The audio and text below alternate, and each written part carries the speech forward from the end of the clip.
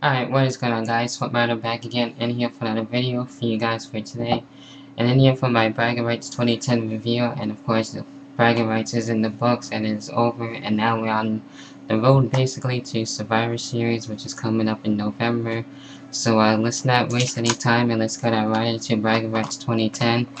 And I gotta say, overall this pay-per-view was alright. It was okay, but anyway, let's get right into it.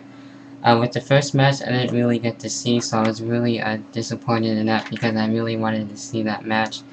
But I will say this, it was a good match, so I've heard, and I can't really say that because I didn't really see the whole match. But it was, of course, Daniel Bryan versus Dolph Ziggler, champion versus champion, SmackDown versus Raw interpromotional match. And I will say this, Daniel Bryan was able to get the win with the crossface onto Dolph Ziggler, thus winning for Team Raw. And, so far Raw looks to be shaping up good. Will they win overall at Bragging Rights? We'll tune in to find out throughout the rest of the pay-per-view review. So let's continue to move along. The next match we have here, but before we get into that, we had a promo with the Dashing Chosen Ones. And then, coming out basically while issuing a challenge to any tag team that, would fight them at Bragging Rights. And we had, basically a bonus match, and that match was accepted by none other than the Nexus. That's right, Nexus accepting the challenge, Wade Barrett coming out and saying that it would be David Otunga and John Cena of the Nexus coming out and accepting the challenge. So it's John Cena and David Otunga versus the Dashing Chosen Ones of, Drew McIntyre and Cody Rhodes. And, this wasn't too bad of a match. Cody Rhodes and Drew McIntyre trying to do some double teams here. We see the drop kick, of course, by John Cena here. We also see a mic check, that's right, a mic check by Drew McIntyre in this match. I believe he did that onto John Cena, I believe, so we saw that.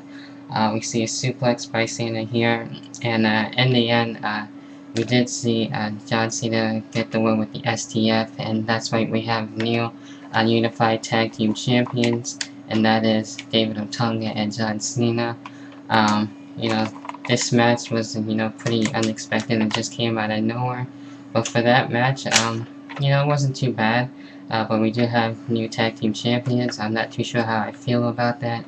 I was hoping for the Dashing Chosen Ones, to continue the reign a little bit more, but looks like that's not going to happen. Of course, we got new champions, so let me know what you guys' thoughts are.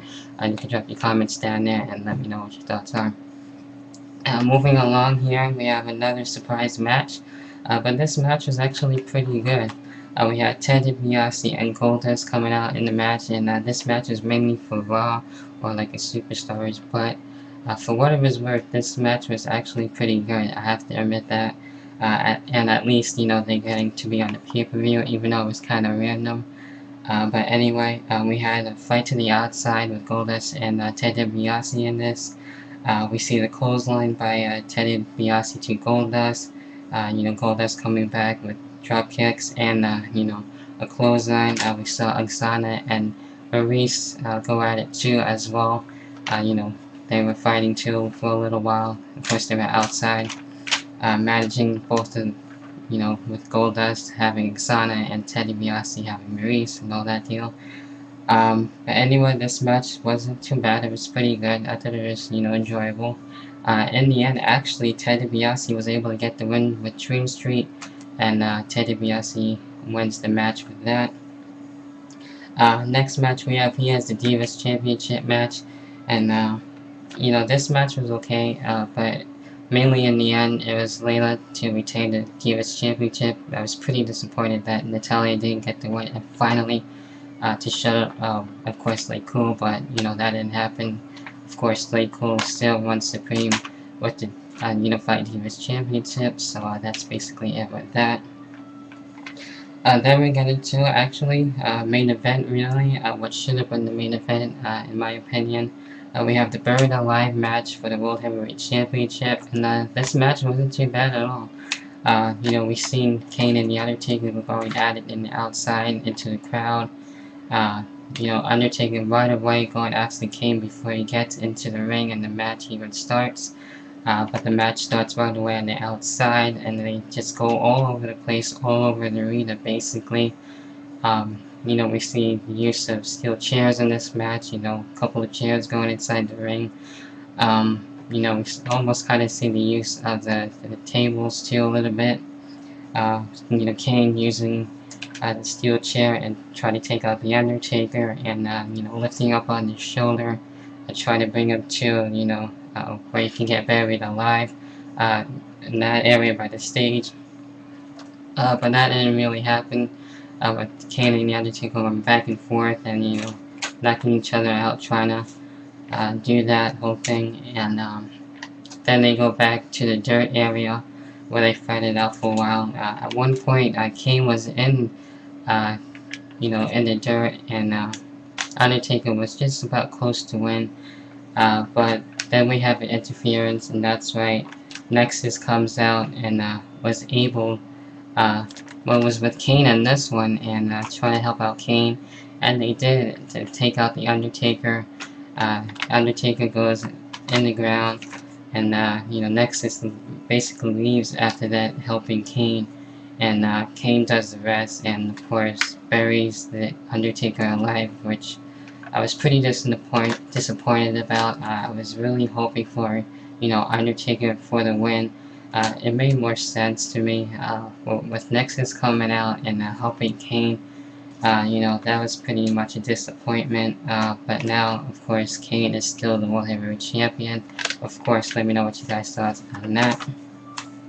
Then we got into, of course, the 7-on-7 Team Up versus Team SmackDown, and, you know, this was the Elimination Tag Team match, and, you know, this was good as well. We see everybody get involved and, you know, doing the whole thing. We see finisher after finisher too by both teams, so both teams doing pretty well. I have the eliminations right here, basically in order. First, Santino eliminated Tyler Rex. Then after a while, Sheamus defeated Kofi Kingston, followed by Morrison defeating Swagger. Sheamus defeating Rex. Yeah, I think Tyler eliminated Santino. Sorry about that in the first part. Then, excuse me, Big Show and Sheamus get eliminated as well. Edge was able to eliminate R-Truth with the spear. At one point, I almost forgot R-Truth was in this match, being the fact he wasn't on Raw last week and his whole situation and everything. But Edge was able to spear R-Truth and eliminate him. Edge also was able to then eliminate John Morrison, and at one point Rey Mysterio was taken out by Alberto Del Rio, and doing the same thing with basically Batista did, and attacking him to the barricade, and that's what basically injured Rey Mysterio for a little bit, and he was taken out for a while. But Rey Mysterio was able to come back in this match and, well, basically help Team SmackDown. And also with that, Edge and Rey Mysterio was able to get the win with Team SmackDown. Even though, you know, Team Raw was trying to do their best in this, but Team SmackDown, yes, defeats Raw yet again for the second time in a row. You know, for this year and everything, so SmackDown is still, you know, with the bragging rights, with the right for bragging rights, I should say.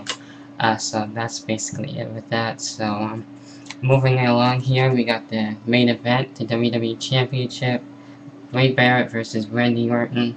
And, you know, I thought this was a good match. I didn't like the ending, and I'll get to that in a little while.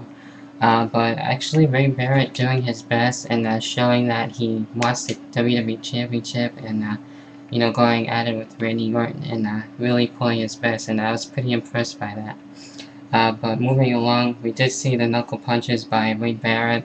We saw kind of like a flying elbow, something similar what Shawn Michaels used to do by Barret to Randy Orton, so that was pretty cool to see. We saw like a unique, you know, submission by Barret. Of course, Randy Orton getting the high knees in this one as well. And, you know, after a while, the referee was then knocked out. And, you know, John Cena tried to get involved too as well. And not only that, but Nexus, yes, again, comes out during this match. Of course, the referee was knocked out. And I tried to help out Wade Barrett get the win and taking out Randy Orton yet again. But John Cena comes and, well, basically, you know, tries to take out Nexus and everything. We see an attitude adjustment by Randy Orton to Wade Barrett. Of course, the referee does see that stuff and just rings the bell, and you know, Wade Barrett gets disqualified. Wade Barrett does win, but he doesn't get the championship, and Randy Orton is still the WWE champion. So, you know, I wasn't really too happy about that. I was kind of hoping for a clean finish, but maybe at Survivor Series, Wade Barrett will get the WWE Championship. Maybe we'll just have to wait and see.